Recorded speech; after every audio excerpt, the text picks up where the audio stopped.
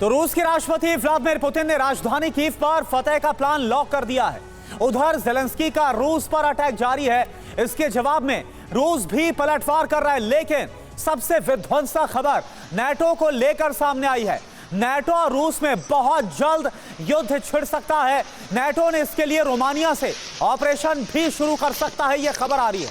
उधर Vladimir Zelensky Crimea पर बड़ा हमला कर सकते हैं। सभी खबरें आपको बताएंगे, लेकिन इस बीच सबसे बड़ी खबर क्या आ रही है यह आपको फटाफट बताते हैं। नाटो और रूस में जबरदस्त तनाव।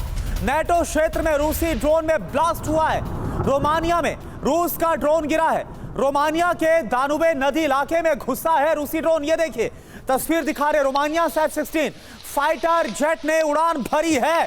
तो रोमानिया में नाटो क्षेत्र में रूस का ड्रोन नजर आया और उसके बाद कार्रवाई करते हुए उसे मार गिराया गया है, ब्लास्ट हुआ है।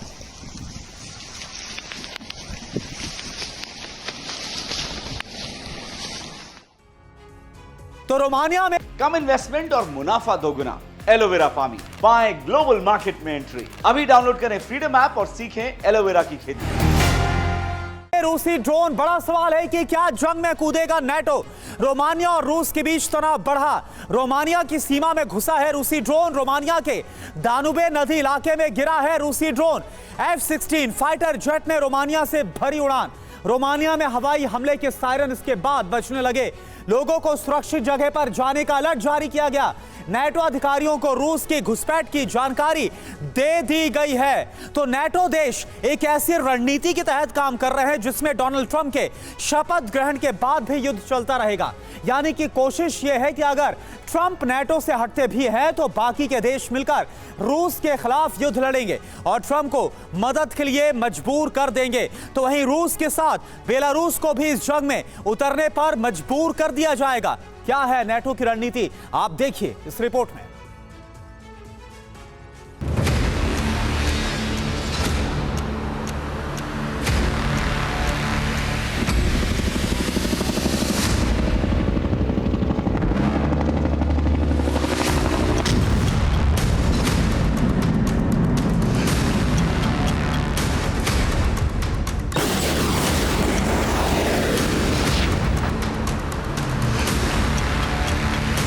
अमेरिका में सत्ता परिवर्तन में अब ज्यादा वक्त नहीं रहा। ये वक्त घंटों में कट जाएगा और यही वक्त यूक्रेन रूस की जंग का भविष्य तय कर देगा।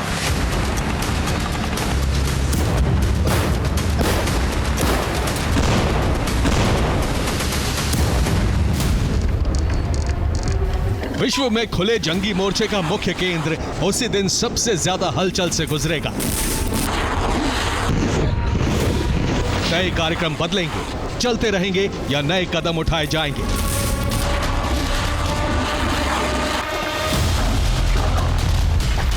ट्रंप के एक हस्ताक्षर के बाद सब मिशन मोड में होगा।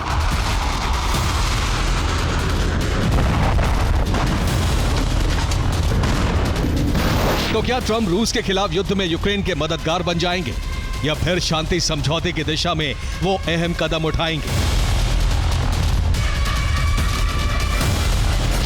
सवाल दो हैं, लेकिन दोनों सवालों के जवाब कई विकल्प खोलते हैं।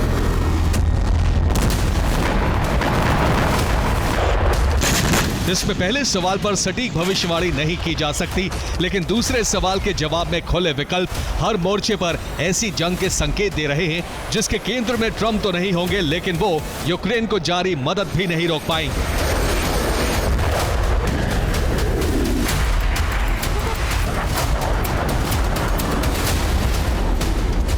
जब ट्रंप लेंगे शपथ, जंग होगी जबरदस्त।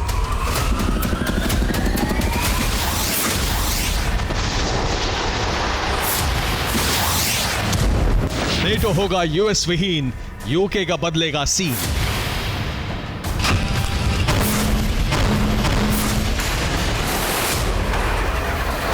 दरअसल अमेरिका में सत्ता परिवर्तन के साथ ही रूस यूक्रेन के मोर्चे पर एक ऐसा प्लान एक्टिवेट हो जाएगा जिसमें ट्रंप की भूमिका यूरेशिया में शांति स्थापना की होगी।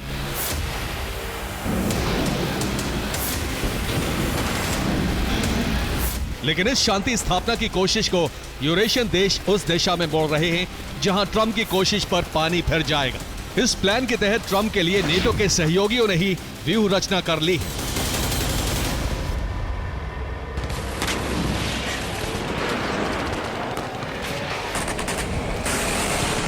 और प्लान ये है कि ट्रंप की शपथ लेते ही रूस के खिलाफ जंग छेड़ दी जाए। इस फैसले का ट्रंप विरोध करेंगे तो अमेरिका नेटो के बाहर हो जाएगा। इस स्थिति में नेटो के लिए रूस के खिलाफ जंग आसान हो जाएगी और अगर ट्रंप नेटो में ही रहते हैं तो ट्रंप सैन्य मदद बंद नहीं कर पाएंगे।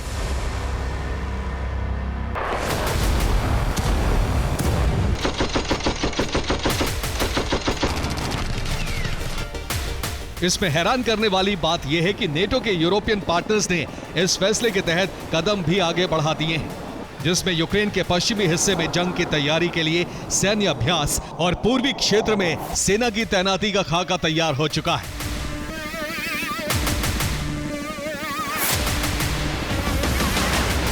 इसके अलावा कई देशों ने इस दिशा में आगे बढ़ने का खुले तौर पर ऐलान कर दिया है।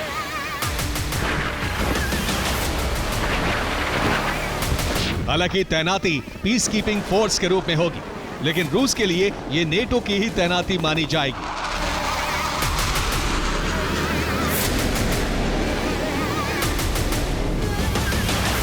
ऐसा इसलिए क्योंकि यूक्रेन में शांति सेना के रूप में Lithuania, France, Italy, Netherlands, Norway के सैनिक होंगे, तो वहीं इन्हें लीड करेगी ब्रिटेन की आर्मी।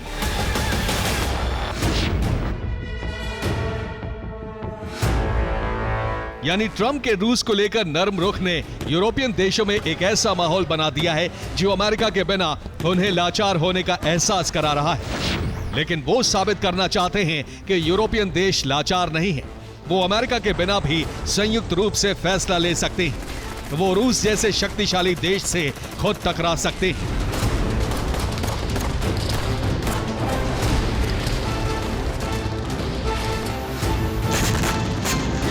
प्रश्न यह है कि अब स्थिति क्या होगी?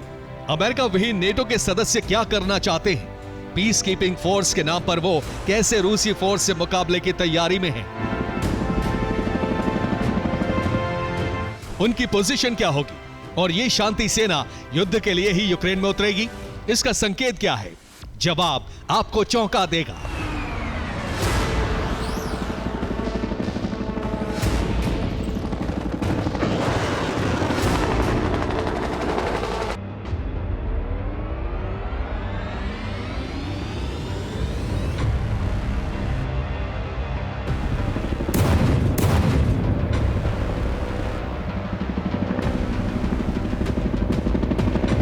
नेटो की सेना यूक्रेन के पूर्वी हिस्से में अभ्यास कर चुकी है।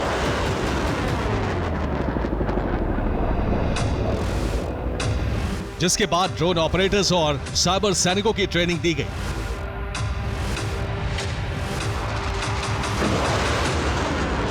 इसके अलावा ट्रंप के शपथ ग्रहण से पहले यूक्रेन की मदद के लिए अलग अलग स्तर पर तैयारी होने के संकेत भी मिल रहे हैं।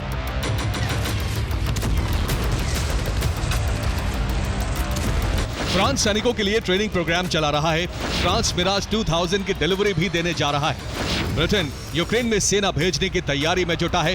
ब्रिटेन जंग को कीव से ऑपरेट करने की तैयारी में है। इटली यूक्रेन गुट की बैठक कराने की तैयारी में है। नीदरलैंड्स ने यूक्रेन को $2.70 करोड़ की मदद का ऐलान कर दिया है। नॉर्वे ने यूक्रेन को 5 F-16 देने पर सहमति जताई है।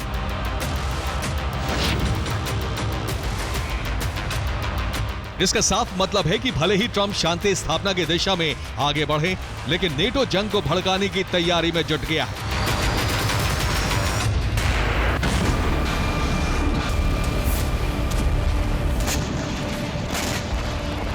लेकिन इसका मतलब यह नहीं है कि रूस की तरफ से कोई तैयारी नहीं है। इस तैयारी की भनक लगते ही बेलारूस ने भी मोर्चा खोलने की तैयारी कर ली है।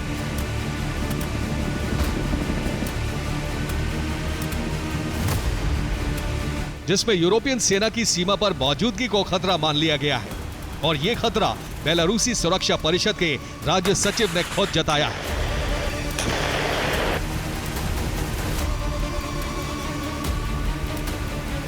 बेलारूस के सीमावर्ती क्षेत्र पर यूरोप कब्जे की तैयारी में है। कथित शांति सेना तैनात करने की योजना बनाई जा रही है। ट्रेनिंग प्रोग्राम के प्रबंधन के लिए पोलैंड में कमांड रूम है।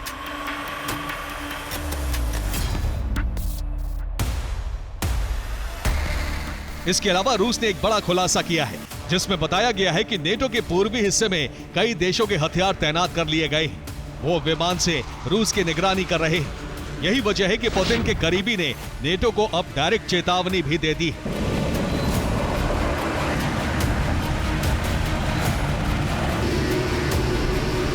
सांसद अलेक्सी जुरावलियोव के अनुसार क्रेमलिन की न्यूक्लियर मिसाइल ब्रिटेन को समुद्र में डुबा सकती है। रूस तीसरे विश्व युद्ध की तैयारी में संकोच नहीं करेगा।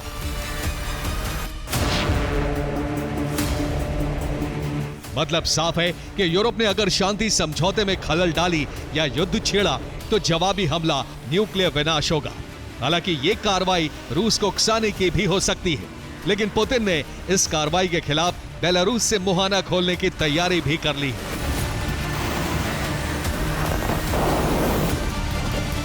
Bureau report, TV9, Bharatvarsh.